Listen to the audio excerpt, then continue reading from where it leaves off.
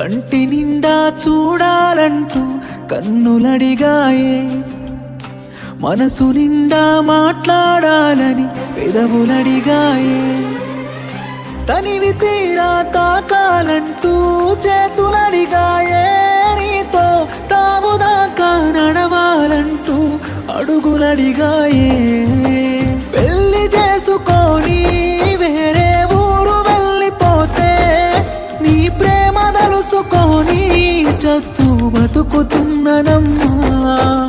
మందు దాగుకుంటా నిన్నే మరిచిపోదామంటే ఆ మందు దాగినంటే మస్తు గుర్తుకొస్తవమ్మా. సీతారాములలాగే కలిసుందామనుకుంటే